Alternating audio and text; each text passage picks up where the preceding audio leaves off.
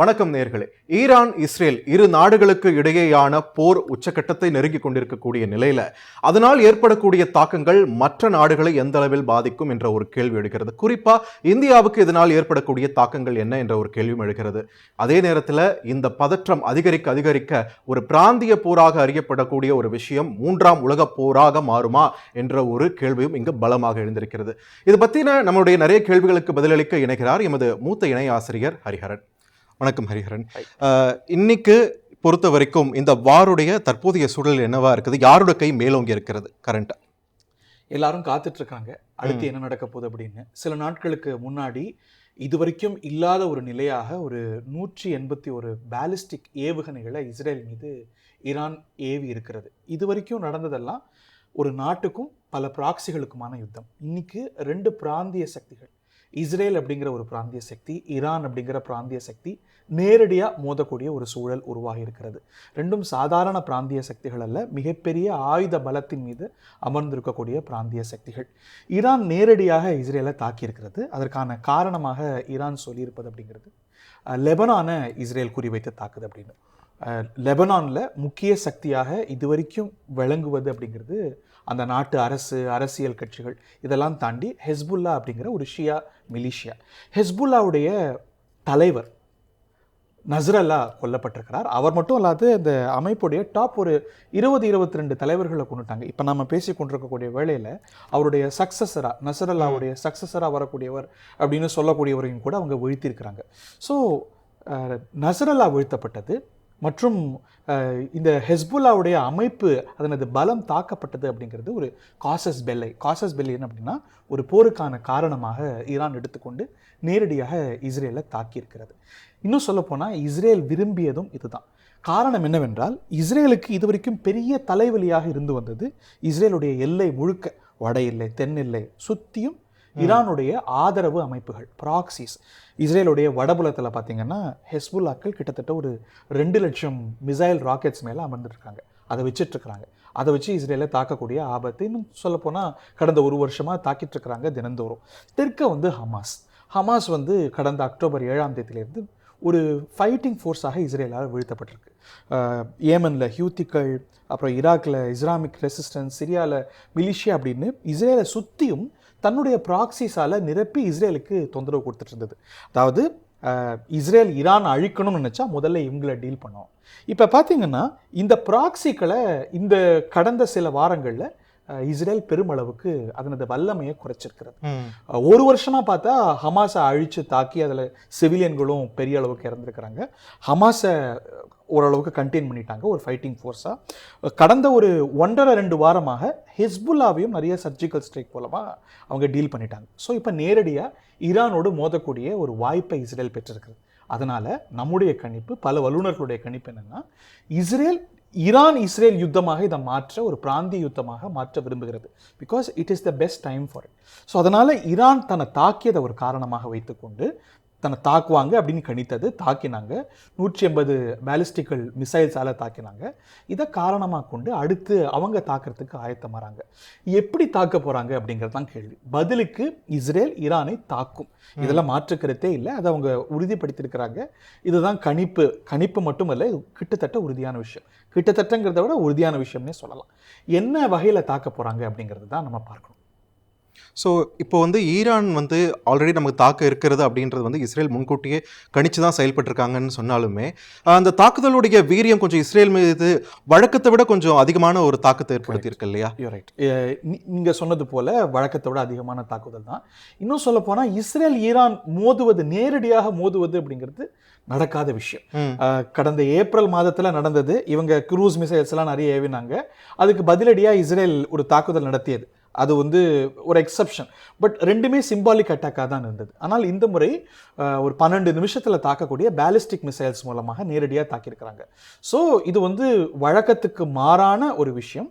180 ballistic missiles அப்படிங்கும்போது அதனது கேப்பபிலிட்டிங்கிறது ரொம்ப ஜாஸ்தி. இதே 180 பாலிஸ்டிக் மிசைல்ஸ் நம்ம சென்னையோ ஹைதராபாத்தையோ இல்லை உலகத்தில் வேறு எந்த நகரத்தை தாக்கியிருந்தாலும் ஒரு பல்லாயிரக்கணக்கில் மரணங்கள் ஏற்பட்டிருக்கும். கேந்திரமான அமைப்புகள் பாதிக்கப்பட்டிருக்கும். அது ஏன் இஸ்ரேலில் நடக்கலை அப்படின்னா, இஸ்ரேல் தொடர்ந்து இந்த மாதிரி மிசைல் அட்டாக்ஸ் எல்லாம் கடந்த 2-3 தசாப்தங்களாக பார்ப்பதனால அவங்களுடைய ஏர் டிஃபென்சஸை அவங்க வலுப்படுத்தி வச்சிருக்கிறாங்க. ஸோ 180 மிசைல்ஸ் தாக்கினாலும் கூட இஸ்ரேல் ஏற்பட்ட பாதிப்பு அப்படிங்கிறது கணிசமாக இல்லை. அவங்களும் சிவிலியன் டார்கெட்ஸை குறி வைக்கலங்கிறது குறிப்பிடத்தக்கது. மிலிட்ரி இன்ஸ்டலேஷன்ஸை குறி வச்சிருக்கிறாங்க, அங்கே ஏர்பேஸை குறி வச்சிருக்கிறாங்க. இஸ்ரேல் எங்களுக்கு பாதிப்பு இல்லைங்குது, ஈரான் பாதிப்பு இருக்குது அப்படிங்கிறது. சேட்டிலைட் இமேஜரிஸில் பார்த்தோன்னா தாக்கம் இருக்குது, ஆனால் எங்களுடைய ஆப்ரேஷனல் கேப்பபிலிட்டிஸ் எதுவும் மாறலை அப்படிங்கிறாங்க. இந்த தாக்கம் ஏன் குறைவாக இருக்குது இஸ்ரேலில் அப்படின்னு பார்க்கும்போது அவங்களோட ஏர் டிஃபென்சஸ், ஷார்ட் ரேஞ்ச் மிசைல்ஸை இன்டர்செப்ட் செய்யக்கூடிய அயன்டோம், ஏரோ, டேவிட் ஸ்லிங், இவையெல்லாம் வான்வழியாகவே இதை தற்காத்து இஸ்ரேலில் மக்கள்லாம் பங்கருக்கு போனதுனால காப்பாற்றிருக்கு. பெரிய தாக்குதல் தான், ஆனால் தாக்கம் கம்மியாக இந்த ஏர் டிஃபென்ஸ்னால இஸ்ரேல் இருக்கிறத நம்ம பார்க்குறோம். இன்னொரு குறிப்பாக ஒரு விஷயம் என்னென்னா, காசா மேலே இஸ்ரேல் தாக்குதல் நடத்தினப்பையும் அமைதி காத்த ஈரான் ஒரு எதிர்ப்பு பதிவு பண்ணாங்களே தவிர ஒரு ரியாக்ஷன் பெரிய அளவில் இல்லை. அவங்க நாட்டு தலைவர்களே கொல்லப்படும் போது அது இஸ்ரேலால் தான் அது நடந்ததுன்னு ஒரு குற்றச்சாட்டு இருந்தது. அப்பையும் அமைதி காத்த ஈரான் ஹிஸ்புல்லா மேலே தாக்குதல் நடத்தினதும் ஏன் வீறு கொண்டு ஒரு அட்டாக் அவங்க அரேஞ்ச் பண்ணுறாங்க அப்படின்ற ஒரு கேள்வி சிலர் தரப்பில் எழுப்பதான் படுது. அதோட பின்னணி ரொம்ப முக்கியமான கேள்வி. ஹமாஸை தாக்கும்போது அவங்க தாக்காம அதான் இல்லை. அதாவது அவங்களுடைய கணக்கு என்னன்னா, ஹமாஸுக்கு ஆயுதம் சப்ளை பண்றதே அவங்க தான். ஸோ இஸ்ரேல் கணக்குப்படி ஹமாஸ் தாக்குதலே ஈரானுடைய மறைமுக தாக்குதல் தான். பட் தட் அபார்ட், நீங்க கேட்குற கேள்வி ரொம்ப முக்கியமான கேள்வி. இது ஏன் ஹெஸ்புல்லா தாக்கும்பொழுது அவங்க பதிலடி கொடுக்க வேண்டிய, அவங்க நேரடியாக இன்வால்வ் ஆக வேண்டிய கட்டம் என்னவென்றால், ஹெஸ்புல்லா அப்படிங்கிறது ஒரு ஷியா மிலிஷியா அமைப்பு. ஈரானுக்கு நான் சொன்னது போல இஸ்ரேலை சுற்றியும் நிறைய ப்ராக்சிகள் இருக்கிறாங்க. ஆனால் அந்த ப்ராக்சிகள் ஜுவல் அப்படின்னா, ரத்தனம் அப்படின்னா ஹெஸ்புல்லா தான். ஏன்னா ஹெஸ்புல்லாட்ட இருக்கக்கூடிய வல்லமை, ஆயுத வல்லமை அப்படிங்கிறது மற்ற எந்த ப்ராக்சிஸ்டையுமே அந்த அளவுக்கு கிடையாது. இஸ்ரேலும் கூட அஞ்சக்கூடிய ஒரு சக்தியாக தான் ஹெஸ்புல்லா இருந்து வருகிறது. 2 லட்சம் ராக்கெட்டுகள் அண்ட் மிசைல்ஸ் சாதாரணமானதல்ல. அது ஹிஸ்புல்லா கிட்ட இன்னமும் கூட இருக்கு. இஸ்ரேல் தாக்கி அழித்திருந்தாலும் கூட, அதனது தலைவர்கள் தளபதிகள் எல்லாம் கொண்டிருந்தாலும் கூட, ஹெஸ்புல்லா கிட்ட இன்னமும் கூட வலுவான ஆயுத சக்தி இருக்கிறது. அதை தாண்டி ஹெஸ்புல்லா அப்படிங்கிறது ஒரு ஷியா மிலிஷியா. ஈரான் அப்படிங்கிறது ஒரு ஷியா ராஜ்யத்தோட, ஒரு ஷியா வேர்ல்டுடைய தலைமை. ஸோ ஒரு ஷியா மிலிஷியாவுடைய தலைவரை கொல்லும்பொழுது ஈரானால் வேடிக்கை பார்த்துட்டு இருக்க முடியாது. மற்ற ப்ராக்சிகள் கையாளட்டும், இல்லை அவங்க கையாளுவாங்க, சுற்றி இருக்கிறவங்க கையாளுவாங்கன்னு இருக்க முடியாது. அவங்களுடைய செல்வாக்கு அப்படிங்கிறது அந்த ஷியா உலகத்திலையும் சரி, ஹிஸ்புல்லாக்கள் மத்தியிலையும் சரி, மற்ற அவங்களுடைய உதவி அமைப்புகள் மத்தியிலையும் சரி, அவங்க செல்வாக்கு குறையும். என்ன, இவங்களை அடிக்கிறாங்க, ஒரு ஷியா மிலிஷியா தலைவர் அடிக்கிறாங்க, இவங்க சும்மா இருக்கிறாங்க அப்படிங்கிற மாதிரியான ஒரு எண்ணம் அவங்களுக்கு வந்துடும். ஸோ அதனால் அதுக்கு பதிலடி கொடுக்க வேண்டிய ஒரு தார்மீக கட்டாயத்துக்கு ஈரான் சென்றது. அதை தாண்டி கொல்லப்பட்ட நஸ்ரல்லா ஒரு சாதாரணமானவர் அல்ல. அவருக்கு ஒரு கல்ட் லைக் ஃபாலோவிங் இருக்குது. ஒரு அமைப்புக்கு, ஒரு மிலிஷியாவுக்கு தலைவர் இருப்பாங்க, எல்லா மிலிஷியாவுக்கும் தலைவர் இருப்பாங்க. அந்த மாதிரியான நபர் இல்லை. இன்னைக்கு ஹெஸ்புல்லா சக்தி வாய்ந்த அமைப்பாக இருக்கிறது என்றால் இந்த நபரை மையப்படுத்தி, ஒரு கீமன் சிண்ட்ரோம் என்று சொல்லுவாங்க, அவரை சுற்றியே இந்த அமைப்பு இயங்குகிறது. இன்னைக்கு ஹெஸ்புல்லாவுக்கு பலர் ஆதரவு தர்றாங்க, இல்லை அதில் இணையறாங்க அப்படின்னா இவர் நஸ்ரல்லா இருப்பதனால இணையறாங்க. ஒரு காந்த சக்தியாக, ஒரு பைண்டிங் ஃபோர்ஸாக அவர் இருந்திருக்கிறார். ஸோ அவர் மேலே இருக்கக்கூடிய தாக்குதல் அப்படிங்கிறது ரெட் லைன். ஸோ இதற்கு பதிலடி கொடுத்தாக வேண்டிய கட்டாயத்துக்கு ஈரான் தள்ளப்படுது. அது அவங்களுடைய விருப்பமா, இல்லை செக்யூரிட்டி கால்குலேஷன்ஸில் அது உசிதமான நடவடிக்கையானா அதில் விவாதம் ஏற்பட்டது. ஈரானில் கூட இவர் கொல்லப்பட்டதை எப்படி கையாளலாம், நம்ம மற்ற ப்ராக்சிகளை வச்சு கையாளலாமா, இல்லை அந்த இதுலேயே நம்ம படைகளை லெபனானுக்கு அனுப்பி அங்கே ஃபைட் பண்ணலாமா கோலன் ஹைட்ஸில், இந்த மாதிரி எண்ணங்கள் வரும்போது வாட் ப்ரிவேல்ட் இஸ், இல்லை this is a red line, அவங்களுக்கு நம்ம துணை நின்னாகணும் அப்படின்னு நேரடியாக ஒரு ஷியா மிலிஷியாவுடைய ஒரு மேக்னெட்டிக் தலைவர் கொல்லப்படும் பொழுது அதற்கு நேரடியாக களமிறங்க வேண்டிய ஒரு தார்மீக கட்டாயம் ஈரானுக்கு வந்து விடுகிறது. ஹிஸ்புல்லா மீதான இஸ்ரேலோட இந்த தாக்குதலுக்கு ஈரானோட ரியாக்ஷன் நம்ம பார்த்துக்கிட்டு இருக்கோம். ஆனால் அதே பிராந்தியத்தில் இருக்கக்கூடிய மற்ற இஸ்லாமிய நாடுகள் இந்த விவகாரத்தை பொறுத்த வரைக்கும் அவங்களோட ஸ்டாண்ட் மாறுபட்டு இருக்கிறதையும் பார்க்க முடியுது இல்லையா? அதுக்கு பின்னணி என்ன? அது நிறைய ஒரு காம்ப்ளிகேட்டட் பின்னணி. இங்கே பார்த்தீங்கன்னா, இப்போது இஸ்ரேலை சுற்றி இருக்கக்கூடிய நாடுகள் அப்படின்னு பார்க்கும்போது, மேற்கு பக்கம், கிழக்கு மேற்கில் அவங்க ஈஜிப்ட் இருக்கிறாங்க, ஜார்டன் இருக்கிறாங்க. இந்த மாதிரியான நாடுகள்லாம் பார்த்தீங்கன்னா வெளிப்படையாக இஸ்ரேலை ரொம்ப கடுமையாக சாடக்கூடிய நாடுகள். இந்த கடந்த ஒரு வருஷமாகவும் சரி, இப்போ நடக்கக்கூடிய இந்த ரவுண்ட்ஸ் ஆஃப் அட்டாக்ஸ்லையும் சரி, இஸ்ரேலை ரொம்ப கடுமையாக திட்டுவாங்க, அவங்களுக்கு எதிரான தீர்மானங்களை முன்மொழிவாங்க. பட் ஈரானுக்கும் அவங்களுக்குமான உறவுங்கிறது ஒரு காம்ப்ளிகேட்டடான விஷயம். இதில் மத உட்பிரிவுகள், இந்த மாதிரியான விஷயங்கள் இருக்கிறது. இப்போது ஏப்ரலில் கூட ஈரான் இஸ்ரேலை தாக்கியது. இஸ்ரேலுடைய ஏர் டிஃபென்ஸஸுக்கு வந்த நாடுகளுடைய பட்டியல் பார்த்தீங்கன்னா ஆச்சரியமாக இருக்கும். இஸ்லாமிய நாடுகள், அரபு நாடுகள், எஜிப்ட் அடக்கம், ஜார்டன் அடக்கம், இன்னும் கூட சில நாடுகள் அடக்கம், சவுதி அரேபியா கூட தன்னுடைய வான்வழிகளை கொடுத்து உதவியது அப்படின்லாம் சொல்லப்படுது. அதாவது இஸ்ரேல் மீது அவங்களுக்கு வெளிப்படையான விமர்சனங்கள் உண்டு. ஆனால் ஈரான் சக்தி பெறுவது அப்படிங்கிறது அவங்களுடைய ஜியோ பாலிட்டிக்ஸுக்கு நல்லதல்ல, ஃபார் வேரியஸ் ரீசன்ஸ். மத காரணங்கள், இன்னும் சொல்ல போனால் ரீஜனல் ரீசன்ஸ், ரீஜனல் பேலன்ஸ் மாற்றப்படும் அப்படிங்கிற பல காரணங்கள் இருக்கலாம். அதனால் இஸ்ரேல் தாக்கப்படும் பொழுது இவையெல்லாம் உதவிக்கு வந்தன கடந்த ஏப்ரலில் ஈரானால தாக்கப்படும் போது. இந்த வாரம் தாக்கும் பொழுதும் கூட இஸ்ரேல் தாக்கப்பட்டது ஈரானுடைய பாலிஸ்டிக் மிசைல்ஸால.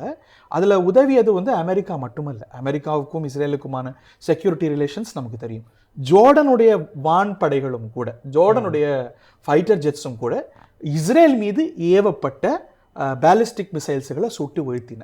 அதுக்கு அவங்க வெளிப்படையாக சொல்கிற காரணம் இல்லை எங்களுடைய பாதுகாப்பு அப்படின்னு. பட் ஈரானை டிட்டர் பண்ணணும் அப்படிங்கிறது அவங்களுடைய எண்ணம். ஸோ இஸ்ரேல் மீது அவங்களுக்கு விமர்சனங்கள் நிறைய உண்டு. இஸ்ரேல் பாலஸ்தீனியர்களை அணுகுவது இதெல்லாம் அவங்களுக்கு பார்வை உண்டு. ஆனால் ஈரான் வலுப்பெற்றிடக்கூடாது அப்படிங்கிற ஃபார் வேரியஸ் ரீசன்ஸ் அவங்களுடைய எண்ணமும் இந்த மாறுபட்ட நிலைப்பாடுகளுக்கு காரணமாக இருக்கலாம். நீங்கள் முன்னே சொன்ன மாதிரி இந்த பிராந்தியத்தில் இஸ்ரேலும் சரி ஈரானும் சரி ரொம்பவே பலம் வாய்ந்த 2 நாடுகள். நேருக்கு நேராக மோதிக்கொள்ளாமல் ப்ராக்சி மூலமாக நடக்குதுன்னும் போது அந்த ஹிஸ்புல்லாவும் அந்த இடத்துல ஒரு ப்ராக்சி. ஹிஸ்புல்லா தான் பெரிய ப்ராக்சி, மேஜர் ப்ராக்சி. ஓகே. அப்போது ஹிஸ்புல்லா வந்து ஒரு ஷியா பிரிவு குழு அப்படின்றத தாண்டி, அவங்க கிட்ட பலமான படை இருக்குது அப்படின்றத தாண்டி, நீங்கள் குறிப்பிட்ட மாதிரி டாப் டயர் லீடர்ஸ் எல்லாருமே அவங்க டார்கெட் பண்ணி இது பண்ணிட்டு இருக்காங்க. இப்போ ஒரு ப்ராப்பரான ஒரு தலைமை இல்லாத போது அதுக்கு கீழே இத்தனை பேர் இருந்தும் வந்து அது ஒரு சிக்கல் இருக்கு இல்லையா? அது ஈரானுக்கு எந்த மாதிரி தலைவலியை கொடுக்கும்? அது ஈரானுக்கு ஒரு பெரிய தலைவலி. அதனால தான் அவங்க வந்து இஸ்ரேல் பார்த்தீங்கன்னா ஹெஸ்புல்லாவுடைய தலைவரை மட்டும் கொல்லலை, அவருக்கு யார் யாரெல்லாம் பாசிபிள் சக்ஸஸஸாக வர வாய்ப்பு இருக்கிறதோ, யார் யாரெல்லாம் அது மாதிரி ஒரு கல்ட் லைக் ஃபாலோயிங் வர வாய்ப்பு இருக்கிறதோ அவங்களெல்லாமும் குறி வச்சு அடிச்சிட்டு இருக்கிறாங்க. சஃபத்தின்னு நினைக்கிறேன், அவர் தான் அவருடைய சக்ஸஸராக வருவார் அப்படின்னு பேசப்பட்ட நஸ்ரல்லாவோட சக்ஸஸ். ஆமாம், நஸ்ரல்லாவுடைய சக்ஸஸராக அவரும் கூட கொல்லப்பட்டிருக்கிறாங்க. இதில் வந்து லோக்கலைஸ் லெவலில் கையாள முடியும். இப்போ இஸ்ரேல் வந்து தாக்கும்பொழுது இப்போ தரைவழி தாக்குதல் நடத்திட்டு இருக்கிறாங்க, பெய்ரூட்லாம் தாக்கிட்டு இருக்கிறாங்க. ஸோ அது வந்து ஒரு hard and fighting force. So அதனால அவங்களால அவங்க ஏற்றுக்கொண்ட கொள்கைக்காக, லட்சியங்களுக்காக லோக்கல் லெவலில் லீடர்ஸ் அதை வந்து எதிர்கொள்ள முடியும். பட் ஆனால் ஒரு 30-35 ஆண்டுகளாக ஈரானோட கையாண்டு, உலக தேசங்களோட கையாண்டு, லெபனான் அரசோட கையாண்டு அந்த அனுபவம் பெற்ற இந்த ஒரு மூத்த தலைமை இல்லாதது அப்படிங்கிறது கண்டிப்பாக அவங்களுக்கு ஒரு சவால் தான். ஈரானுக்கு சவால், இன்னும் சொல்லப்போனால் ஹிஸ்புல்லா அமைப்புக்கு சவால். அது மீள நினைக்கும். இன்னும் சொல்லப்போனால் இப்போ வந்து நஸ்ரல்லா வந்து ஆரம்பத்திலேருந்தே ஹிஸ்புல்லாவுடைய தலைவர் அல்ல. இன்னும் சொல்லப்போனால் இதற்கு முன்னாடி முசாவின்னு நினைக்கிறேன், அவர் வந்து ஹிஸ்புல்லாவுடைய தலைவராக இருந்தார். அவரும் இஸ்ரேலுடைய படைகளால் கொல்லப்பட்டார் தான். அவர் மரணம் அடைந்த பிறகுதான் நஸ்ரல்லா இப்போ கொல்லப்பட்ட நஸ்ரல்லா வருகிறார். அவர் வந்த பிறகு முந்தைய ஹிஸ்புல்லாவோட, அதாவது முந்தைய தலைவரை விட வலுவான அமைப்பாக மாறுகிறார். But that takes a long time. அதுக்கு வந்து ஒரு காலம் பிடிக்கும். ஒரு புதிய தலைவர் வந்து ஒரு நிறுவனத்திலேயோ, ஒரு நாட்டிலேயோ, ஒரு மாநிலத்திலேயோ ஒரு தலைவர் மறைந்து இன்னொரு தலைவர் வரும்பொழுது, ஒரு பதவி ஏற்கும்பொழுது அதுக்கு வந்து ஒரு டிரான்சிஷன் பீரியட், அது மீண்டும் வலுப்பெறதுக்கு அப்படிங்கிறதுக்கு காலம் பிடிக்கும் இல்லையா? அது போல ஒரு காலம் ஹிஸ்புல்லாவுக்கு தேவைப்படும். அதை வலுப்படுத்துறதுக்கு ஈரானுக்கும் தேவைப்படும். இந்த ஒரு காலத்தை தான் தனக்கு சாதகமான காலமாக பயன்படுத்தி கொள்ள இஸ்ரேல் நினைக்குது. This is our time. நமக்கு ஈரானை டைரக்டாக டீல் பண்ணுறதுக்கு தலைவலியாக இருந்த ஒரு பெரும் அமைப்பு, இன்னும் சொல்லப்போனால் ஹமாஸ், ஹிஸ்புல்லா ரெண்டுமே இன்னைக்கு சற்றே இழந்திருக்கும் போது this is our time to deal with Iran directly அப்படின்னு இஸ்ரேல் நினைக்குது. அதனால தான் இந்த கான்ஃப்ளிக்ட் மேலும் மேலும் வலுவடையதை பார்க்குறோம். இப்போ பார்த்தோம்னா போன வருஷம் ஹமாஸ் மேலே இவங்க தாக்குதல் நடத்துகிறாங்க இஸ்ரேல் தரப்புல இருந்து. அதே டைமில் ஹிஸ்புல்லாவும் இஸ்ரேல் மேலே ஒரு தாக்குதல் நடத்தினதை பார்த்தோம். ஒரு 1 இயர் கழிச்சு தான் பதில் தாக்குதல் இஸ்ரேல் தரப்புல இருந்து ஹிஸ்புல்லா பக்கம் போயிருக்கு. இந்த இவ்வளவு டியூரேஷன் எடுத்ததுக்கு ஒரு பெர்ஃபெக்ட் ஸ்கெட்ச் போடணும் அப்படின்றது காரணம் இல்லை வேற ஏதாவது வியூகமா? நீங்கள் சொன்னது தான் முக்கியமான காரணம். மற்றதெல்லாம் எல்லாமும் சேர்ந்துருக்கும். பட் இதை வந்து சரியாக கையாளணும். இப்போது கடந்த அக்டோபர் 7ஆம் தேதி, இப்போ இன்னும் சில நாட்களில் பார்த்தீங்கன்னா அதுக்கு 1 வருஷம் ஆனிவர்சரி. இந்த கான்ஃப்ளிக்ட் தொடங்குறதுடைய தொடக்க புள்ளிங்கிறது அக்டோபர் 7ஆம் தேதி இஸ்ரேலுடைய தென் எல்லைக்குள்ள ஹமாஸ் வந்து ஊடுருவுகிறது. இஸ்ரேல் இராணுவம், இஸ்ரேலுடைய படைகள் நிராயுத பாணியாக என்ன செய்யறதுன்னு தெரியாமல் நிற்கிறாங்க. இஸ்ரேலுக்கு அது வரைக்கும் இருக்கக்கூடிய ஒரு செல்வாக்கு என்னன்னா, அவங்க பெரிய ரவுடி, அவங்கள யாரும் கை வச்சிட முடியாது, ஒரு அடி கொடுத்தா 100 அடி கை வைப்பாங்க, அவங்க மொசாத் அப்படி இப்படி. இதுதான் அவங்க மேலே இருந்த ஒரு எண்ணம், ஒரு ஹேலோன்னு சொல்லுவாங்க இல்லையா, அவங்கள வந்து ஒன்றும் பண்ண முடியாது. ஆனால் அது சிதைக்கப்பட்டது கடந்த அக்டோபர் 7ஆம் தேதி. ஸோ இஸ்ரேலுடைய இன்டெலிஜென்ஸ் ஃபெயிலியர், பாதுகாப்பு ஃபெயிலியர் அப்படின்னா அதை பல இனங்களில் எல்லாமே ஃபெயிலியர்னு சொல்லிட முடியும். ஸோ ஹெஸ்புல்லா ஹமாஸ் கிட்ட விட்டதை நம்ம வந்து எப்படியாவது அந்த டிட்டரன்ஸ்னு சொல்லுவாங்க. டிட்டரன்ஸ்னா நான் என்ன நீ கை வச்சானா அவ்வளோதான் அப்படிங்கிற ஒரு அச்ச உணர்வு உங்களுக்கு ஏற்படுத்தும். சிம்பிளாக சொல்லணும் அப்படின்னா அந்த டிட்டரன்ஸ் இஸ்ரேலுக்கு போயிருந்தது. இன்னும் சொல்ல போனால் அக்டோபர் 7 ஹமாஸ் தாக்க தொடங்கின போது வடக்கில் ஹமாஸுக்கு ஆதரவாக ஹெஸ்புல்லாவும் இஸ்ரேல் எல்லையை தாக்க தொடங்குறாங்க. ஒரு வருஷமா சின்னதும் பெரிதுமாக தினந்தோறும் ராக்கெட்டை விட்டுருக்கிறாங்க இஸ்ரேலுடைய நகரங்கள் மீது. ஸோ நமக்கு வீழ்ந்த அந்த டெட்டரன்ஸை நம்ம மேலே போன ஒரு அச்ச உணர்வை எப்படியாவது மீட்டெடுக்கணும் அப்படிங்கிறது தான் இஸ்ரேல் அரசோ இஸ்ரேலுடைய செக்யூரிட்டி எஸ்டாப்ளிஷ்மெண்ட்டோ தொடர்ந்து வேலை செய்யுது. ஸோ அதுக்காக ஸ்கெட்ச் போடுறாங்க. ஸோ ஹமாஸ் வந்து நம்ம இப்போ உள்ளே போயிட்டோம், ஹமாஸ் ஒரு ஃபைட்டிங் ஃபோர்ஸாக இல்லாமல் நம்ம பார்த்துட்டு இருக்கோம். அந்த கோல் இன்னும் முழுமையாக நிறைவடைஞ்சுதான்னு தெரியல. பட் ஆனால் இதை விட பெரிய தலைவலி யார் அப்படின்னா ஹெஸ்புல்லா. ஹமாஸ் கிட்ட ஒரு 20,000 ராக்கெட்டுகள் இருந்தது அப்படின்னா ஹெஸ்புல்லா கிட்ட 2 லட்சம் ராக்கெட்டுகள் இருக்கு, மிசைல். அவன் தாக்கினா நம்மளால தாங்க முடியாது, இல்லை நம்ம திணறும். ஸோ அவனை குறி வைக்கணும், அவங்கள குறி வைக்கணும் அப்படின்னு சொல்லி ஒரு வருஷமா அவங்க ஸ்கெட்ச் போட்டிருக்க கூடும். அதுக்கு அவங்க வந்து இதுதான் சரியான தருணம் அப்படின்னு முதல்ல அவங்க எப்படி அட்டாக் ஆரம்பிக்கிறாங்கன்னா இந்த பேஜர் அட்டாக் ஆரம்பிக்கிறாங்க. ஹெஸ்புல்லா தளபதிகள் இல்லை, நிர்வாகிகள்லாம் பயன்படுத்தின பேஜர்ஸ் எல்லாம் குறி வைக்கிறாங்க. அதுக்கு பின்னாடி எவ்வளோ ப்ரிப்பரேஷன் செஞ்சுருக்கிறாங்க, எவ்வளோ நிறுவனங்களில் ஊடுருவி இருக்கிறாங்க அப்படிங்கிறதெல்லாம் பார்க்குறோம். அது எப்படி எஸ்கேப் ஆச்சு செக்யூரிட்டி ஸ்க்ரீனிங்லலாம். முதல்ல அவங்கள தாக்குறாங்க, அப்புறம் தளபதிகளை தாக்குறாங்க, நசரல்லாவை கொடுறாங்க. ஸோ நீங்கள் சொன்னது போல் அங்கே செக்யூரிட்டி எஸ்டாப்ளிஷ்மெண்ட் அவங்களோட உளவுத்துறை இந்த ஒரு வருஷத்தில், இன்னும் சொல்லப்போனால் அதுக்கு முன்னாடியுமே அவங்க இந்த மாதிரி ஒரு சினேரியோவுக்கு பிளான் பண்ணியிருப்பாங்க. ஸோ தெற்க கோட்டை விட்டதில், ஹமாஸ் விஷயத்தில் கோட்டை விட்டதில், ஹெஸ்புல்லா விஷயத்தில் கோட்டை விடக்கூடாதுன்னு ஒரு நீண்ட பிளானிங் செஞ்சு அதை இம்ப்ளிமெண்ட் பண்ணியிருக்காங்க. ஆனால் இப்போ ஈரான் வந்து ஹெஸ்புல்லா மேலே கை வச்சா ஈரான் வரும்னு இவங்க கணிச்சு தான் இவங்க இறங்கியிருக்காங்க. அப்படின்னும் போது இப்போது இஸ்ரேலுக்கு பின்னாடி அமெரிக்காவோட ஆதரவு அப்படின்ற அந்த விஷயத்தை பற்றி பேசுகிற அதே நேரத்தில் ஈரானுக்கு பின்னாடி ரஷ்யாவுடைய ஆதரவு இருக்குது அப்படின்ற ஒரு விஷயமும் இருக்குது இல்லையா? ஸோ ரஷ்யா இந்த விவகாரத்தை பொறுத்த வரைக்கும் தற்போது வரைக்கும் என்ன மாதிரியான ஒரு பார்ட் ப்ளே பண்ணிட்டு இருக்காங்க? ரஷ்யா நீங்கள் சொல்வது போல் ஈரானை ஆதரிக்கும் தான். இன்னும் சொல்லப்போனால் இப்போ இந்த யுக்ரைன் ரஷ்யா போர் நடக்குது இல்லையா, அதில் வந்து ரஷ்யாவுக்கு வந்து தன்னுடைய ஆயுதங்களில் நிறைய இழப்பு இருக்கிறது. அதை ஈடு செய்யறதுக்கு அவங்க நாடுவது பல இடங்களை நாடுறாங்க. அதில் நார்த் கொரியாவை நாடுறாங்க, ஈரானை முக்கியமாக நாடுறாங்க. இன்னைக்கு வந்து யுக்ரைன் பகுதிகளில் நிறைய ட்ரோன் அட்டாக்ஸ் நடக்குது ரஷ்யாவால். இந்த ட்ரோன்ஸோடைய மேஜர் சப்ளைஸ் இல்லாட்டி பிரதானமான சப்ளையர் யாருன்னு பார்த்தா ஈரான் தான். இந்த கடந்த சில ஆண்டுகளில் குறிப்பாக இந்த ஒரு வருஷத்துல வச்சுப்போமே, ஈரான் வந்து தன்னுடைய உலகத்துக்கு எடுத்துரைத்திருக்கிறது வேற ட்ரோன் பவர். ரஷ்யாவுக்கே இன்னைக்கு ரஷ்யா வந்து இந்தியாவுக்கு ஆர்ம்ஸ் சப்ளை பண்ணுது, உலகத்தில் பல நாடுகளுக்கு சப்ளை பண்ணுது. ஆனால் ரஷ்யாவுக்கே ட்ரோன்ஸ் பெருமளவுக்கு சப்ளை பண்ணக்கூடிய நாடாக ஈரான் இருக்கு. ஸோ ஈரானுக்கும் ரஷ்யாவுக்கும் இடையே ஒரு செக்யூரிட்டி ரிலேஷன்ஷிப் ஒரு ஸ்ட்ராங்காக இருக்கு. அதே வேளையில் ரஷ்யாவுக்கும் இஸ்ரேலுக்குமான உறவு அப்படிங்கிறது அவ்வளவு கசப்பான உறவா என்றால் நாட் ஸோ மச். ரஷ்யா வந்து இஸ்ரேலை கிரிட்டிசைஸ் பண்ணும் தான் சர்வதேச அளவில். ஏன்னா வந்து அவங்க அமெரிக்காவுடைய கூட்டாளிங்கிற அடிப்படையில் எதிரியோடைய நண்பன், அதனால எனக்கு எதிரி அப்படின்னு. பட் அவங்களுக்கும் ரஷ்யாவுக்கு இஸ்ரேலுக்குமான ரிலேஷன்ஷிப் இஸ் ஸ்லைட்லி காம்ப்ளிகேட்டட். நீங்கள் பார்த்தீங்கன்னா அமெரிக்கா ரஷ்யா மேலே இஸ்ரேலை எடுக்க சொன்ன நிலைப்பாடுகளை இஸ்ரேல் எடுக்கலை. ஏன்னா அவங்களுக்கு குறிப்பாக நெத்தன்யாகுக்கும் புத்தினுக்கும் இடையே ஒரு உறவு இருக்கிறது. நல்லுறவுன்னு சொல்லிட முடியுமான்னு தெரியாது, பேசிக்கொள்ளக்கூடிய உறவு. ஸோ ஈரானுக்கு உதவி செய்யும் தான். பட் எந்த அளவுக்கு போகும், இஸ்ரேலை அழிக்கிற அளவுக்கு போகுமா அப்படிங்கிறதெல்லாம் பார்க்கணும். பட் ஈரானா இஸ்ரேலா யார் வலுப்பெறணும் அப்படின்னு நினைக்கும் பொழுது obviously Russia might choose Iran. But இஸ்ரேலை தன்னுடைய எதிரியாக ரஷ்யா கருதாது.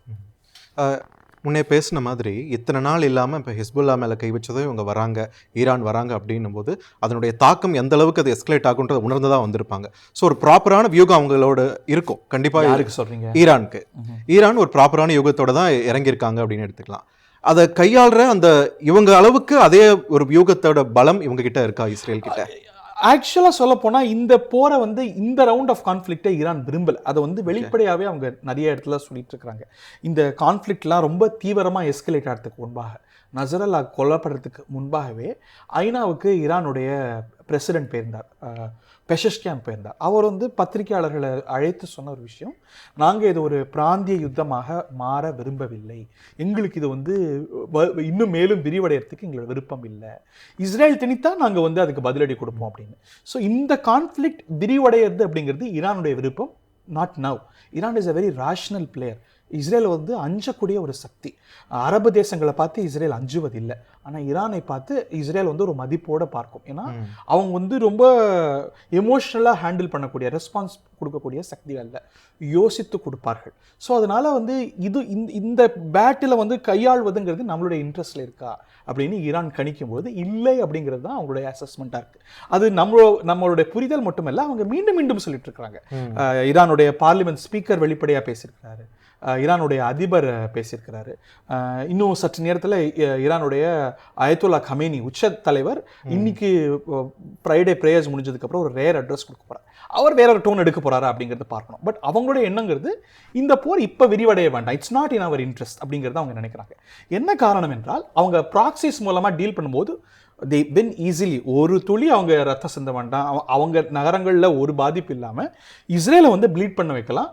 இஸ்ரேலை சுற்றி எனிமிகள் அவங்களுடைய ப்ராக்சிஸ் இருப்பதனால். ஆனால் நேரடி இஸ்ரேல் ஈரான் யுத்தம் அப்படின்னு வரும்பொழுது அவங்களுக்கு சில சவால்கள் இருக்கு. காரணம் என்னவென்றால் ரெண்டு பேர்கிட்டையும் தாக்கும் திறன்கள் நிறைய இருக்கு. ஈரான் கிட்டையும் இருக்கு, இஸ்ரேல் கிட்டையும் இருக்கு. மிசைல்ஸ் இருக்கு, ஃபைட்டர் ஜெட்ஸ் இருக்கு, ரெண்டு பேர்ட்டையுமே இருக்கு. There is a more or less a balance on that matter. ஆனால் ஈரான் கிட்ட என்ன இல்லைன்னா தற்காப்பு சாதனங்கள் இல்லை. இஸ்ரேல் கிட்ட என்ன இருக்கு அப்படின்னா தாக்கும் சாதனங்கள் இருக்கு, தற்காப்பு சாதனங்கள் இருக்கு. ஃபேமஸ் அயன் டோம் மட்டுமல்ல, அயன் டோமை தாண்டி டேவிட் ஸ்லிங், ஏரோ, இந்த மாதிரி அது ஷார்ட் ரேஞ்சுக்கு அயன் டோம், மீடியம் ரேஞ்சுக்கு, லாங் ரேஞ்சுக்கு அப்படின்னு ஏரோ சிஸ்டம்ஸ் எல்லாம் வந்து இப்போ வந்த 150 பெலிஸ்டிக் மிசைல்ஸ் ஏரோ 2, ஏரோ 3 இவையெல்லாம் தான் இன்டர்செப்ட் பண்ணிருக்கு. அயன் பீம்னு அவங்க இது பண்றாங்க. என்ன காரணம்? ஏன் அதனால necessity is a mother of invention சொல்லுவாங்க தெரியுமா?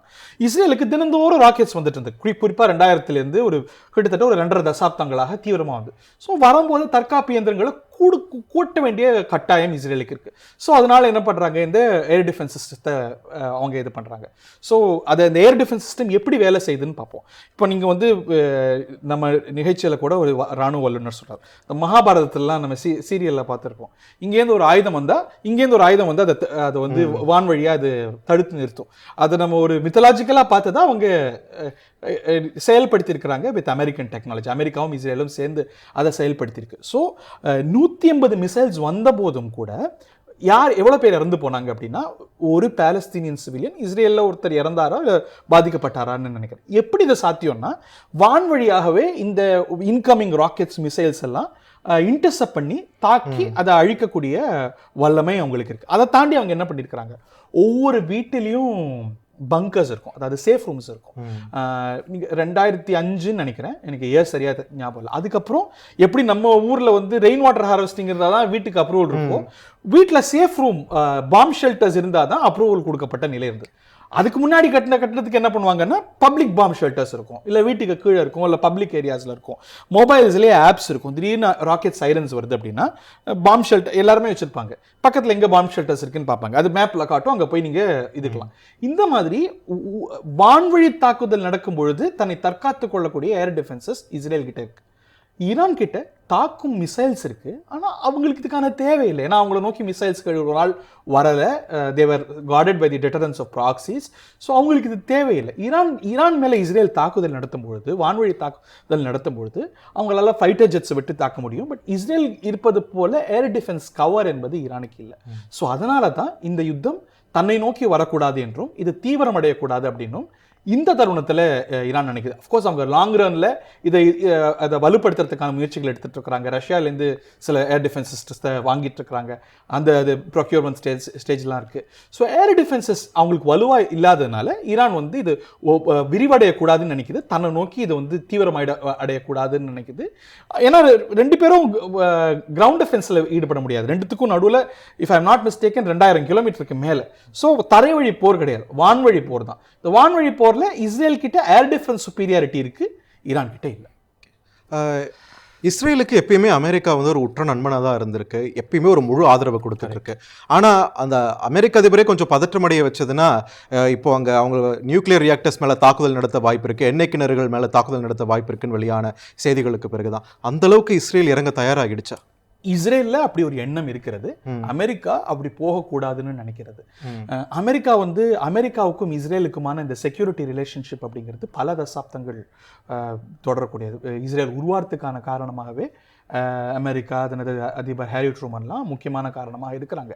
அதுக்கப்புறம் 1967லேருந்து இஸ்ரேல் அமெரிக்க பாதுகாப்பு உறவு அப்படிங்கிறது ஒரு கட்டத்துலேருந்து அடுத்த கட்டம் அப்படிங்கிறது அதிகரிச்சுட்டே போயிட்டுருக்கு. இன்னும் சொல்லப்போனால் I will stay corrected if I am coating it wrong, கடந்த ஒரு வருஷத்தில் மட்டும் $14 பில்லியன் அமெரிக்கா இஸ்ரேலுக்கு இராணுவ உதவியாக கொடுத்துருக்கு. வெளியில் என்னதான் வந்து இஸ்ரேலை நெத்தன்யாகு அவர் கிரிட்டிசைஸ் பண்ணாலும் கூட இஸ்ரேல் பாதுகாப்புக்கு அமெரிக்கா வலுவாக துணை நின்றுக்கிறது. இப்போ எப்பப்பெல்லாம் அவங்களுக்கு இந்த மாதிரி ஒரு இஸ்ரேல் தாக்கப்படும் அப்படிங்கிற ஒரு ஒரு ஒரு சபிக்ஞை இருக்கிறதோ உடனே என்ன பண்ணுவாங்கன்னா அவங்களோட ஏர்கிராஃப்ட் கேரியரை, அவங்களுடைய நேவல் ஷிப்ஸை இதெல்லாம் வந்து ஒரு டிட்டரன்ஸ் ஏற்படுத்துறதுக்காக இஸ்ரேலுடைய கிழக்கு மெடிட்டரேனியனுக்கு அனுப்பி வைப்பாங்க. அதைத்தான் அமெரிக்கா இந்த ஒரு வருஷத்துக்கு மேலாக செய்திருக்கிறது, பல தசாப்தங்களாகவே செய்திருக்கிறது. பட் அமெரிக்காவுக்கும் கூட இஸ்ரேலுடைய பாதுகாப்புக்கு துணை நிற்கணும்.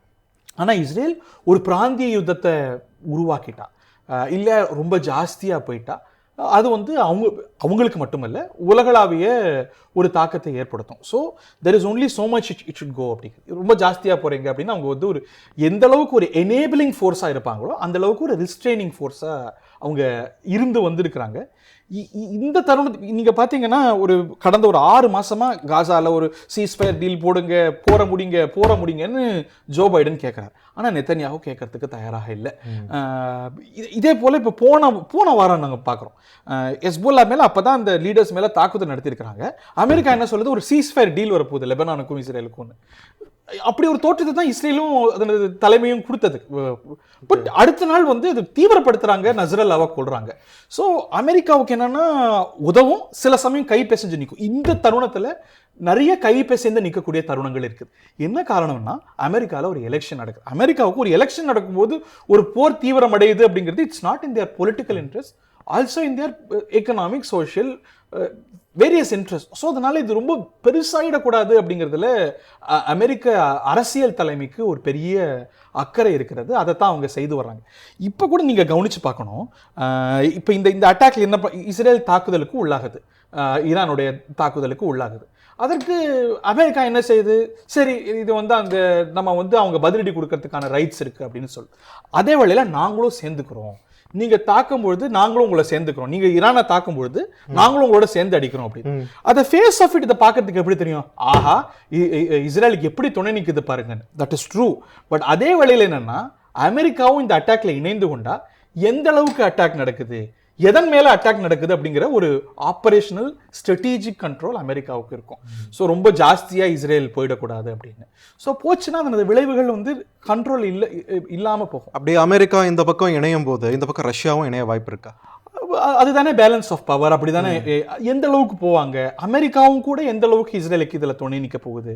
இஸ்ரேலுடைய எண்ணம் not in entirety, Israel security எஸ்டாப்ளிஷ்மெண்ட்ல ஒரு ஹாக்கிஷ் செக்ஷனுடைய எண்ணம் அமெரிக்காவில் சேர்த்துக்க வேண்டாம். ஏன்னா நம்ம it's an attack on our land, நம்ம அட்டாக் பண்ணுவோம், அவங்க இணைய வேண்டாம். It's our war, it's not their war. அவங்களுக்கும் நமக்கும் ஒரு ஆழமான செக்யூரிட்டி ரிலேஷன்ஷிப்புக்கு அவங்க துணை இல்லாமல் செய்யணும் அப்படிங்கிறது தான் இஸ்ரேலோட எண்ணம். அப்போதான் அவங்களுக்கு ஃபுல் ஸ்ட்ராட்டஜிக் ஆப்ரேஷன் கண்ட்ரோல் இருக்கு. அமெரிக்காவோட எண்ணம்னா இவங்க வந்து நியூக்ளியர் பிளான்ட் எல்லாம் அட்டாக் பண்ணினாங்கன்னா நமக்கான லெவரேஜ் அங்கே ரொம்ப போயிடும். இப்போ அமெரிக்காவுடைய டெமோக்ராட்டிக் அட்மினிஸ்ட்ரேஷன் என்ன நினைக்குதுன்னா இந்த சூழல்லாம் பயன்படுத்தி இந்த ஒரு சம்பிரதாயமான ஒரு தாக்குதல், ஒரு சிம்பாலிக் அட்டாக் அவங்க இஸ்ரேலை நடத்த வச்சு இதை ஒரு காரணமா வச்சு ஈரானை வந்து ஒரு நியூக்ளியர் டீலுக்கு ஒரு பேச்சுவார்த்தைக்கு அழைப்போம். அவங்களுக்கு ஈரானுக்கும் நமக்கும் அந்த ஒரு ட்ரம்ப் காலத்துல முடிவடைந்த அந்த JCPOAன்னு சொல்லுவாங்க, அதை வந்து மீண்டும் ரீவைவ் பண்ணுவோம் அப்படின்னு. ஈரான்லையும் அதுக்கான அரசியல் தட்பவெட்பங்கள் இருக்கு. இங்க அயத்தொல்லாஸ் எல்லாம் ஹாக்கிஷ் என்றாலும் கூட இப்போ வந்திருக்கக்கூடிய அரசியல் நிர்வாகம், இப்போ ஈரானுடைய புதிய அதிபர் பெஷஷ்கியான் மீண்டும் மீண்டும் அந்த பட்டன்ஸை பிரஸ் பண்ணி வரார், நாங்க வந்து பேச்சுவார்த்தைக்கு தயார் அப்படின்னு. ஸோ அமெரிக்கா என்ன நினைக்குதுன்னா ஒரு சம்பிரதாயமான தாக்குதல் இஸ்ரேலை நடத்த வச்சு இல்லை அவங்களோட இணைஞ்சு இல்லை ஓரளவுக்கு எக்கனாமிக் டார்கெட்ஸ் மட்டும் நினைச்சு மீண்டும் ஈரானை வந்து ஒரு பேச்சுவார்த்தைக்கு அழைப்போம், இதன் மூலமாக ஒரு சுமூகமான சூழல் உருவாக்க முடியுமா அப்படின்னு பார்ப்போங்கிறது அமெரிக்கா நினைக்குது. இஸ்ரேல் என்ன நினைக்குது, இல்லை இது என்ன, நான் டிட்டரன்ஸை எஸ்டாப்ளிஷ் பண்ணுறதுக்கான காலம். நான் ஈரானுடைய நியூக்ளியர் பிளான்ட்டை, இட்ஸ் நாட் பப்ளிக், தான் வெளிப்படையாக சொல்ல, இட்ஸ் அவர் இன்டர்பிரிட்டேஷன். ஈரானுடைய நியூக்ளியர் பிளான்ட்டை அழிக்கிறதுக்கு இதுதான் வந்து எனக்கான சரியான காரணம். என்னன்னா, என்கிட்ட இல்லாத ஒரு எங்க இஸ்ரேல் கிட்ட நியூக்ளியர் ஆட்டம் பாம் இருக்கு, நியூக்ளியர் பாம் இருக்கு. ஆனால் அதை வெளியில் அவங்க சொல்லலை. அதை வந்து தேர் சீக்ரெட் நியூக்ளியர் பவர். ஈரான் வந்து கிட்டத்தட்ட அதை நெருக்கிட்டு இருக்கிறாங்க, அதுக்கு பக்கத்தில் இருக்கிறாங்க. ஒருவேளை ஈரானும் அணு ஆயுத சக்தியாக மாறினால் இஸ்ரேலுக்கு அது பாதிப்பு. மேடுன்னு சொல்லுவாங்க ஆங்கிலத்தில், மியூச்சுவலி அஷ்யூர்ட் டிஸ்ட்ரக்ஷன். நான் உன்னை தாக்கினா நீ என்னை தாக்குவாய் உறுதியா, உன் அழிவு காரணமாக அழிவு வந்தால் என் அழிவும் உறுதி. அதுதான் வந்து மியூச்சுவலி அஷ்யூர்ட் டிஸ்ட்ரக்ஷன். ரெண்டு அணு ஆயுத சக்திகள் இருக்கும்போது ரெண்டு பேருக்குமே அழிவு நிச்சயம். ஆனா அதனால அது ஒரு சமதளத்தை உருவாக்கிடும், ஒரு லெவல் பிளேயிங் ஃபீல்டை உருவாக்கிடும். பட் ஈரான் கிட்ட நியூக்ளியர் சக்தி உருவாகாம ஒரு சூழலை உருவாக்கிட்டா, அதோட அணு ஆயுத சக்தியை நம்ம தாக்கி அழிச்சிட்டா இஸ்ரேலுக்கு அந்த நியூக்ளியர் சுப்பீரியாரிட்டி இருக்கும். அந்த டிட்டரன்ஸை அவங்க எஸ்டாப்ளிஷ் பண்ணிடலாம். அதுதான் இஸ்ரேலுடைய செக்யூரிட்டி எஸ்டாப்ளிஷ்மெண்ட்ல ஒரு முக்கிய சக்திகளுடைய எண்ணமாக இருக்கு. அமெரிக்காவுடைய எண்ணம் என்னன்னா, இல்லை அந்த அளவுக்கு போக வேண்டாம், பேச்சுவார்த்தை. அது வந்து நீங்க சொன்னது போல ரஷ்யா உள்ள கொண்டு வந்துரும், அதுதான் உலக போரா மாத்திரத்துக்கான பெர்ஃபெக்ட் ரெசிபி. அதெல்லாம் போகாம ஒரு சம்பிரதாய தாக்குதல், அதை காரணமாக காட்சி அதுவே deterrence, take your win, we will bring Iran to the negotiating table. அவங்க ஒரு நியூக்ளியர் சக்தியா மாறாம நம்ம பார்த்துப்போம், ஆல் இஸ் வெல் அப்படின்னு அமெரிக்கா நினைக்குது. எது which one is going to prevail தெரியல. இது பிராந்திய வாரா மாறுதா இல்லை உலக போரா மாறுதா அப்படின்றதெல்லாம் யோசிக்கிற அதே நேரத்தில் செல்ஃபிஷாக நம்ம சைடில் என்ன நிலவரம்னு பார்க்க வேண்டியது இருக்குது. இந்தியாவை பொறுத்த வரைக்கும் இஸ்ரேல் கூடவும் சரி, ஈரான் கூடவும் சரி, நட்புறவு, வர்த்தக உறவு ரெண்டுத்துலேயுமே வெஸ்டர்ட் இன்ட்ரெஸ்ட் இருக்குது.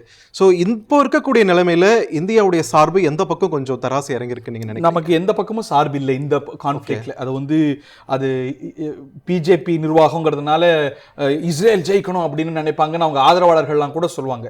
இதுல வந்து இஸ்ரேல் ஈரான் மேல தாக்கினா நாமும் சேர்ந்து தான் சஃபர் ஆகும், இன்னும் சொல்ல போனா நாம பெரிய அளவுக்கு சஃபர் ஆகும். ஸோ இதுல வந்து பக்க சார்பு எடுக்கிறதுக்கு எதுவுமே இல்லை. ஒரு ஐடியாலஜிக்கல் காரணங்களை வைத்துக்கொண்டு ஒரு பக்கம் ஈரானோ ஒரு பக்கம் இஸ்ரேல் பக்கமோ நிற்பது அப்படிங்கிறது it is not in India's interest.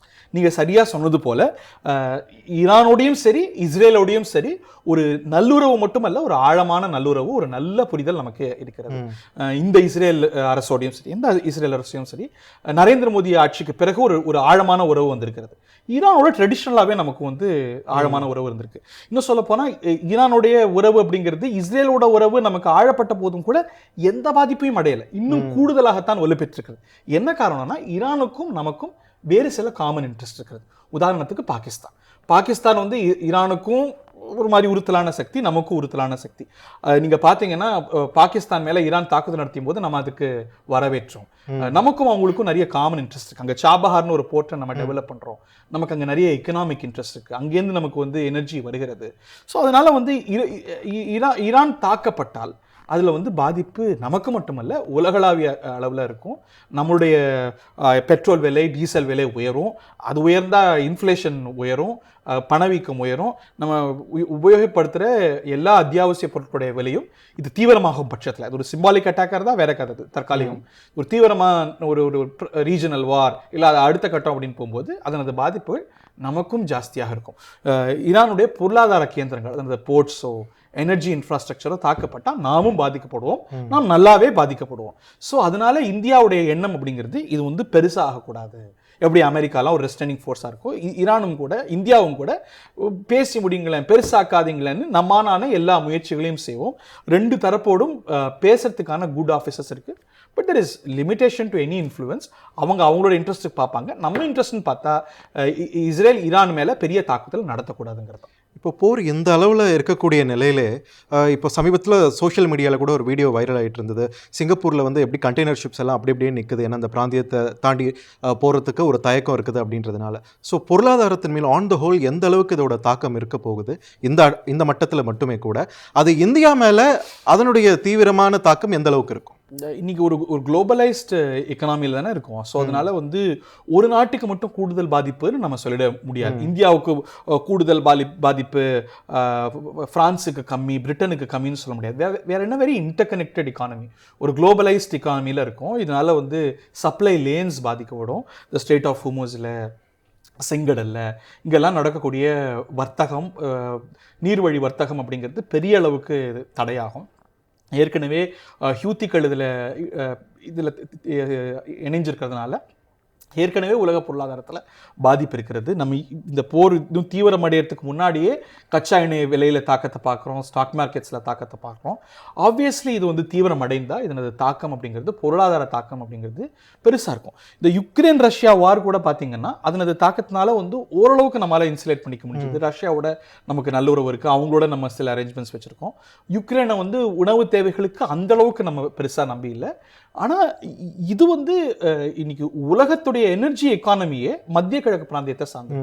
So that's the energy capital of the world. இன்னைக்கு 80% மேலே நம்ம இறக்குமதி செய்கிறோம். அதில் ரொம்ப சப்ஸ்டான்ஷியல் அந்த பிராந்தியத்தில். ஸோ அந்த ஒரு பிராந்திய யுத்தம் நடக்கும்போது அந்த பிராந்தியம் பாதிக்கப்படும், அதில் சப்ளை லைன்ஸ் பாதிக்கப்படும், எனர்ஜி இன்ஃப்ராஸ்ட்ரக்சர் பாதிக்கப்படும்.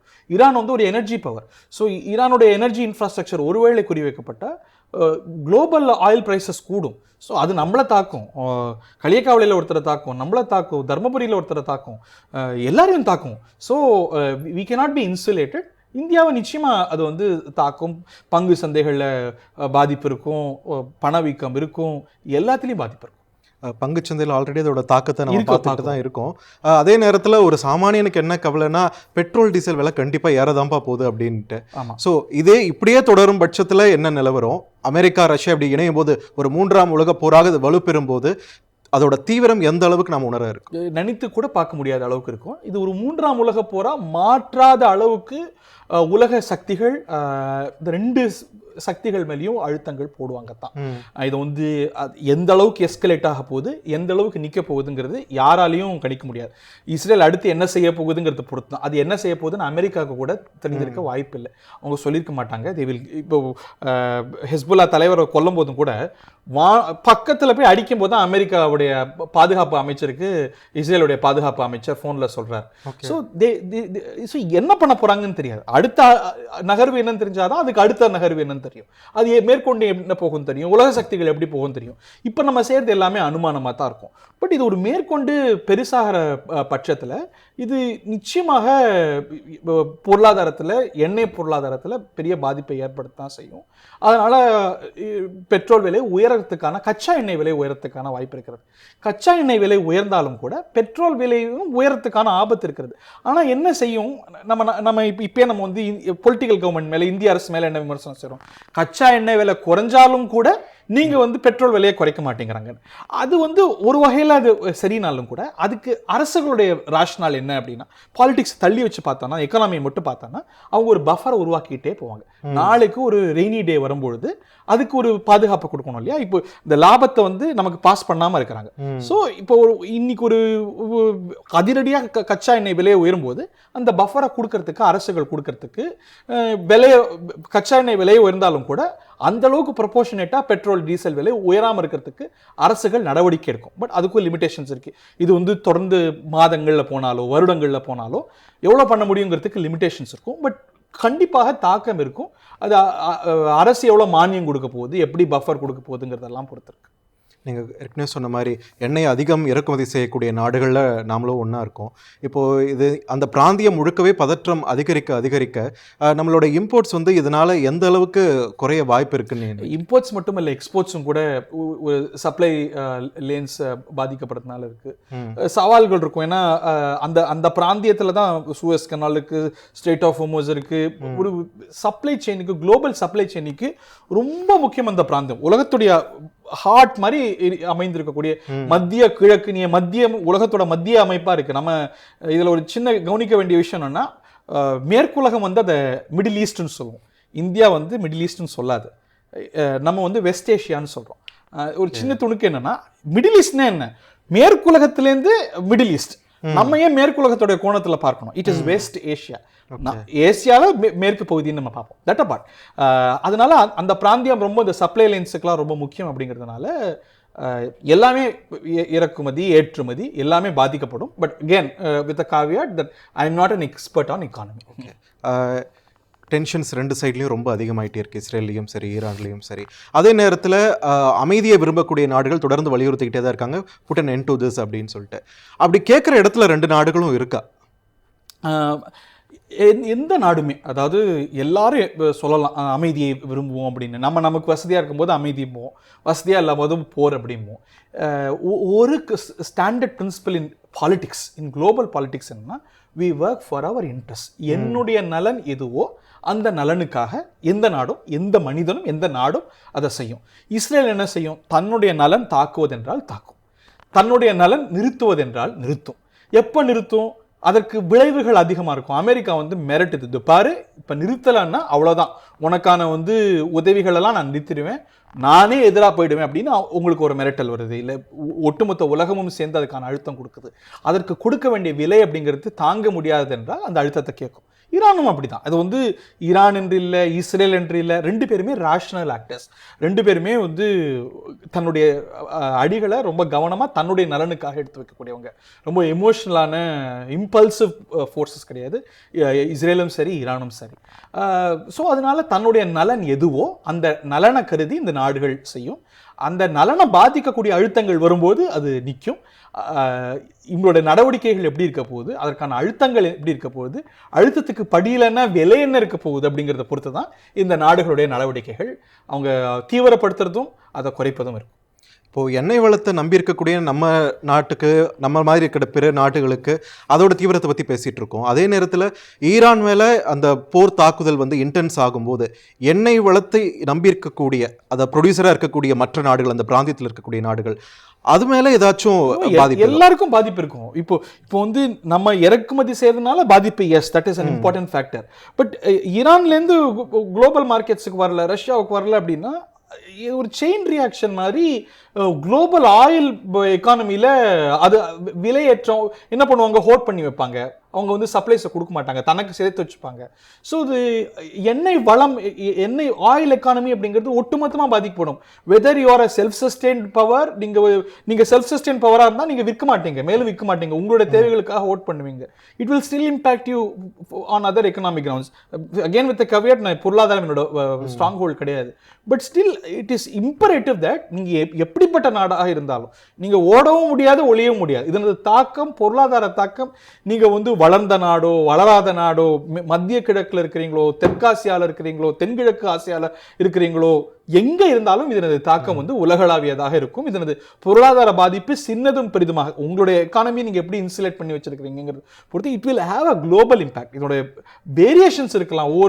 இப்போ ஃபார் எக்ஸாம்பிள் 2008 கிரைசிஸ்ல ஓரளவுக்கு பாதிக்கப்படாத நாடு நம்ம நாடு. நம்மளுடைய அப்போ யூபி ஆட்சி, நம்மளுடைய அஃப்கோர்ஸ் நமக்கும் பாதிப்பு இருந்தது. ஸோ நம்மளுடைய சார்பு இதெல்லாமே வேற மாதிரி இருந்ததுங்கிறதுனால ஓரளவுக்கு இன்சுலேட் ஆனோம்.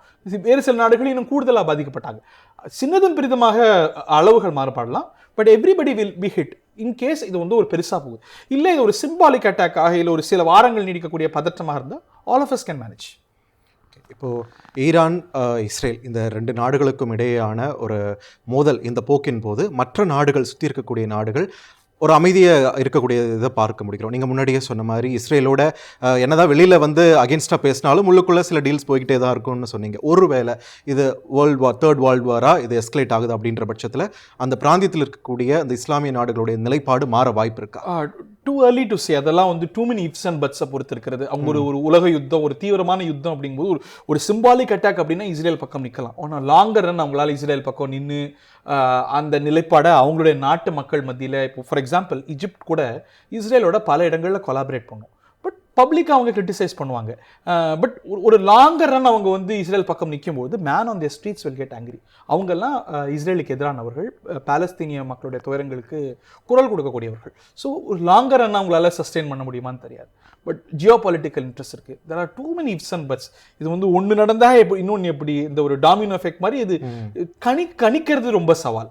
But everybody will work on their interest. அரசியல்ல ஒன்று தான், உங்களுடைய இன்ட்ரெஸ்ட், உங்களுடைய நலன் எதுவோ, உங்களுக்கு சிந்தனைகள் ஒன்று இருக்கலாம், உங்களுடைய சார்பு ஒன்று இருக்கலாம், உங்களுடைய எண்ணம் ஒன்றாக இருக்கலாம். என்னுடைய நலன் எதுவோ அதை நான் செய்வேன். அது இந்த பக்கம் நிற்பது என்ன நலன் என்றால் நான் செய்வேன், அந்த பக்கம் போவது நலன் என்றால். Countries act according to their interest. இதுதான் அடிப்படையான விஷயம். அதுக்கு மேல் பூச்சா அது நான் என்னுடைய கொள்கை, அமைதி, இந்த நாடு அந்த நாடு, இதுக்கெல்லாம் நீங்கள் 1000 மேல் பூச்சுகள் கொடுக்கலாம். அதை மெட்டல் அப்படின்னு பார்த்தீங்கன்னா எந்த நாடும் நம் நாடோ இன்னொரு நாடோ, நம் நலன் எந்த பக்கம் இருந்தால் நல்லதோ அந்த கால்குலேஷன் அடிப்படையில் தான் எந்த நாடும் எந்த தலைவரும் அதை செய்வார். ஸோ மேற்கொண்டு மாறக்கூடிய சுச்சுவேஷன்ல எந்த பக்கம் நிற்பது அவங்களுடைய இன்ட்ரெஸ்ட்டோ அந்த பக்கம் நிற்பாங்க. இறுதியான ஒரு கேள்வி, மேற்காசிய பிராந்தியத்தில் அந்த அமைதியான சூழல் நிலவ வேண்டியது அப்படின்றது வந்து உலகின் பிற பகுதிகளுக்கு எந்த அளவுக்கு அத்தியாவசியமான ஒன்று? எல்லாருக்குமே அத்தியாவசியமான ஒன்று. இன்னைக்கு ஒரு war is in nobody's interest. Israel தன்னுடைய நலனுக்காக ஒரு டிட்டரன்ஸ் ஏற்படுத்த நினைக்கலாம், ஈரான் இஸ்ரேலை கையாளணும்னு நினைக்கலாம், இது அவங்க 2 பேரும் சார்ந்த விஷயம்.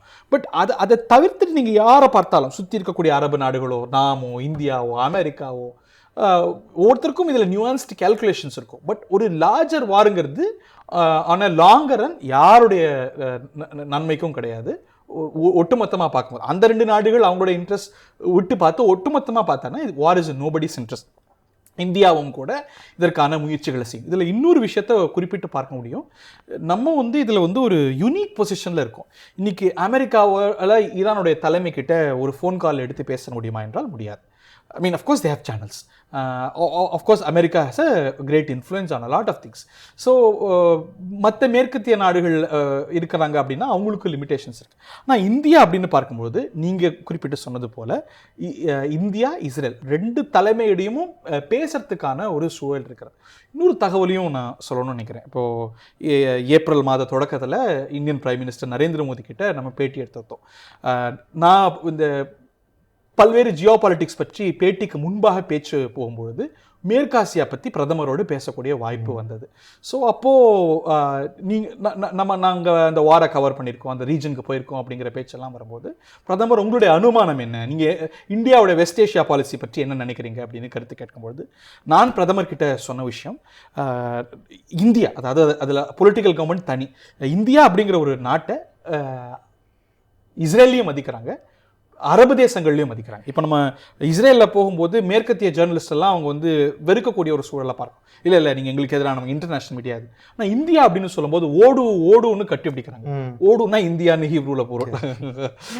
ஸோ அதனால வந்து ஓடுன்னு இல்லை, ஓடுன்னு கட்டி பிடிக்கிறாங்க. ஏன்னா இந்தியா வந்து அவங்க நட்பு சக்தியாக பார்க்குறாங்க. நான் என்ன நினச்சேன், ஸோ இந்தியா இவ்வளோ ஒரு நட்புறவு இஸ்ரேலோட வளர்த்துருக்கு, நம்ம பாலஸ்தீனிய பகுதிகளுக்கு போகும்பொழுது நம்மளை வந்து வெறுப்பாங்களோ, நம்மளை அடிப்பாங்களோ அப்படின்னு பார்க்கும்போது பாலஸ்தீனிய பகுதிகளையும் மேற்கத்திய ஜேர்னலிஸ்ட்டை தான் இது பண்ணுறாங்க. காலாகாலமாக நேரு காலத்திலேருந்து, இந்திரா காந்தி காலத்திலேருந்து நம்ம பாலஸ்தீனிய காஸ்க்காக கொடுத்துருக்கக்கூடிய குரல்களுக்காக இந்தியாவை பெரிதும் மதிக்கிறாங்க. இந்த நரேந்திர மோடி அரசு கூட இஸ்ரேலோடு நல்லுறவு வைத்து கொண்டிருப்பதனால பாலஸ்தீனத்துக்கு குரல் கொடுக்காம இல்லை. முக்கியமான சர்வதேச தீர்மானங்களில் பாலஸ்தீனத்துக்கு ஆதரவாகத்தான் வாக்களிக்கிறது. So we still have a support for the Palestinian cause. ஒரு பாலஸ்தீனிய தேசம் உருவாகணும்னு நினைக்கிறோம். அதே போல தான் ஈரான் கூட்டி நல்லுறவு இருக்கும். ஸோ அதை வந்து நம்ம வந்து 2 நாடுகளோடும் நல்லுறவு வைத்து கொண்டிருப்பதை இந்திய அரசு, குறிப்பாக பிரதமரும் கூட பேஸ்ட் ஆன் மை இன்ட்ராக்ஷன்ஸ் நான் சொல்கிறேன், அவர் அதை ஒரு பெருமையாக நினைக்கிறார். நம்ம வந்து ஒரு பக்க சார்பு இல்லாமல் 2 தரப்போடையும் நல்லுறவு வைத்துக் கொண்டிருக்கணும். ஒரு ஸ்ட்ராட்டஜிக் அட்டானமியோட ஒரு பக்க சார்பு இல்லாமல் 2 தரப்போடும் ஒரு குட் ஆஃபீஸர்ஸில் இருக்கும் அப்படிங்கிறத ஒரு பெருமையாக நினைக்கிறார். ஸோ இந்த ஒரு கான்ஃப்ளிக்ட் மேலும் எழும்பொழுது 2 தரப்போடும் பேசுறதுக்கான ஒரு ஸ்ட்ராட்டஜிக் யூனிக் பொசிஷனில் இந்தியா இருக்கிறது. இந்தியா என்ன நகர்வை செய்ய போகிறது, அமெரிக்கா என்ன நகர்வை செய்ய போகிறது இப்படிங்கிறதெல்லாம் நம்ம பொறுத்து பார்க்கலாம். ஒன் லாஸ்ட் கொஸ்டின் என்னென்னா, இப்போ என்னதான் இது சிச்சுவேஷன் எஸ்கலேட் ஆனாலுமே பெஞ்சமின் நெத்தன்யாகு தான் இந்த போர் இந்த அளவுக்கு எஸ்கலேட் ஆனது காரணம் ஒரு பலமான ஒரு குற்றச்சாட்டு இருக்குது. ஒருவேளை வேறு ஏதாவது ஒரு அரசாங்கம் இருந்திருந்தா ஹமாஸ் தரப்புலேருந்து வந்த தாக்குதலையோ இல்லை ஹெஸ்புல்லா தரப்புலேருந்து வந்த தாக்குதலையோ வேறு மாதிரி கையாண்டிருப்பாங்கன்னு நீங்கள் நினைக்கிறீங்க? It is very hypothetical. இப்போ நீங்கள் பார்த்தீங்கன்னா பெஞ்சமின் நெத்தன்யாகுவை எதிர்கட்சிகள் கூட விமர்சனம் செய்கிறாங்க. அதாவது அவருடைய ஹாஸ்டேஜ் டீல் போடலை, அந்த மாதிரி நியூஆன்ஸ் பொசிஷனில் அங்கே இருக்கக்கூடிய எதிர்கட்சி தலைவர் யாயிர் லபீடோ, நாஃப்தாலி பெனட்டோ, முன்னாள் பிரதமர்கள் எஹூட் ஆல்மர்ட்டோ, எஹூத் பராக்கோ, இவங்கெல்லாம் நெத்தன்யாகுவை விமர்சனம் செய்கிறாங்க. ஆனால் நீங்கள் பாருங்கள், அவங்க எடுத்துருக்கக்கூடிய முக்கியமான இந்த அரசு எடுத்துருக்கக்கூடிய முக்கியமான முடிவு, செக்யூரிட்டி டிசிஷன்ஸ் எல்லாத்துக்குமே ஆதரவு தெரிவிக்கிறாங்க. நசரல்லாவை கொன்னதாகட்டும், இப்போ அவங்க வந்து கிரவுண்ட் அஃபென்சிவை செய்திருக்கிறாகட்டும், ஹமாஸில் மேலே அவங்க எடுத்துருக்கிற நடவடிக்கை ஆகட்டும், எதுலையுமே அவங்களுக்கு கிரிட்டிசிசம்ஸ் இல்லை. இந்த செக்யூரிட்டி விஷயத்தில் எல்லாருக்கும் ஒரே கருத்து தான். அவங்க வந்து ஏன் நடந்துச்சு அப்படின்னு கேட்பாங்களே தவிர, இது இஸ்ரேல் மீதான தாக்குதலுக்கு பொறுப்பாக்குவாங்களே தவிர அதற்கு எடுக்கக்கூடிய ஸ்டெப்ஸை வந்து அந்த நாட்டில் அரசியல் கட்சிகள் அதுக்கு மாறுபட்ட நிலை இல்லை. பட் அமெரிக்க அரசுக்கு என்ன ஒரு பார்வை இருக்குன்னா, நீங்க சொல்ற ஒரு பார்வையும் இருக்கு. பெஞ்சமின் நெத்தன்யாஹூ நம்ம சொல்றது கேட்க மாட்டேங்கிறார். என்ன காரணம்னா, அவருடைய கோயிலிஷன்ங்கிறது வந்து ஒரு ரொம்ப தீவிர வலதுசாரி கோயிலிஷன், ரொம்ப ஒரு ஹாக்கிஷ் வியூஸ் கொண்ட கோயிலிஷன் இருக்கு. ஸோ அதன் காரணமா அவர் கேட்கறது இல்லை அப்படிங்கிறது ஒரு எண்ணம். வேற ஒரு அரசு இருந்தால் கேட்டிருக்குமா இருக்கும், பட் வேற ஒரு அரசு இன்னைக்கு இல்லை. So we can only guess, இப்படி நடந்திருக்கலாமா அப்படி நடந்திருக்கலாமான்னு. பட் இதுல ஒரு குற்றச்சாட்டு இருக்கு, இந்த போரை நீண்டுகிட்டே போவதுங்கிறது வந்து பெஞ்சமின் நெத்தன்யாஹூ அரசு நிர்வாகத்துல தொடர்றதுக்காக இந்த போரை தொடர்றாரு. ஒருவேளை அவர் இந்த போர் இல்லைன்னா அவர் ஆட்சி கவிழ்ந்துரும் அப்படின்னு. That is a way to look at it. But அவரோட பாயிண்ட் ஆஃப் வியூ என்னன்னா, இதெல்லாம் these are advancing Israel security interest. So அதுவும் இதுவும் அலைன் ஆகுது அப்படின்னு நம்ம பார்க்கிறோம். பட் இன்னொருவர் இருந்தா என்ன ஆகும், இன்னொருவர் வந்தா என்ன ஆகும் அப்படிங்கிறது we can guess, we can give different hypothesis, but இப்போதைக்கு அது வந்து வெரி ஹைப்போதெட்டிக்கல். நீங்க தொடக்கத்துல சொன்ன ஒரு விஷயம், ஈரானோட இந்த சுப்ரீம் தலைவர் இன்னும் சற்று நேரத்தில் வந்து இந்த செர்மன்ல பேச இருக்காரு அப்படின்னு சொல்லிட்டு, அவருடைய ஸ்டாண்ட், அவர் பேச போற பேச்சு இந்த என்டையர் இஷ்யூல எந்த அளவுக்கு முக்கியத்துவம் வாய்ந்தது, என்ன தாக்கத்தை? ரொம்ப முக்கியத்துவம் வாய்ந்தது. அவங்க இது வரைக்கும் அவங்களுடைய இப்போ வந்து ஈரானுடைய அதிபர் வந்து ஒரு பீஸ் விரும்புகிற மாதிரியான ஒரு கருத்துக்களை சொல்றார். பட் நம்ம பார்க்கணும், ஈரானுடைய அமைப்பு அப்படிங்கிறது வந்து ஈரானுடைய அதிபர் இந்த நாட்டுடைய முடிவுகள் எடுக்கிறதுல ஜனாதிபதினு தான் சொல்லலாம். அதிபர் அப்படின்னா புட்சமான ஹையர் பெடஸ்ட்ரியல். அங்கே உச்ச தலைவர் தான் இந்த security, national security, foreign affairs, இந்த மாதிரியான விஷயங்களில் முடிவெடுக்கக்கூடிய திறன். இந்த செக்யூரிட்டி கவுன்சிலுடைய தலைமையில் உட்காருபவர் உச்ச தலைவர் தான். இப்போ எலெக்டா இருக்கக்கூடிய பொலிட்டிக்கல் கவர்மெண்ட் மாடரேட்டாக இருக்கலாம், அதுக்கு ஒரு மாடரேட் பென்ஷன் இருக்கலாம், ப்ரொபென்சிட்டிஸ் இருக்கலாம். பட் முடிவெடுப்பது அப்படிங்கிறது பார்த்தீங்கன்னா உச்ச தலைவர் தான். ஸோ அவருடைய போஸ்டர் என்ன இருக்க போகுது, அவர் இதை மேற்கொண்டு எப்படி இதை பார்க்க போகிறார் அப்படிங்கிறது ரொம்ப முக்கியமானது. அதுதான் ரொம்ப முக்கியமானது. நெத்தன்யாஹூவும் கமேனியும் என்ன செய்ய போகிறாங்கிறது தான், அதில் தான் எல்லா விடைகளும் இருக்குது. நன்றி ஹரிஹரன், இவ்வளோ நேரம் என்னோட நிறைய கேள்விகளுக்கு பதில் சொன்னீங்க. நேயர்களே, மற்றும் ஒரு சுவாரஸ்ய தொகுப்பில் மீண்டும் இணையலாம். அதுவரை தொடர்ந்து இணைந்திருங்கள் தந்தி தொலைக்காட்சியுடன். செய்திகளை உடனுக்குடன் தெரிந்து கொள்ள உடனே சப்ஸ்கிரைப் பண்ணுங்க.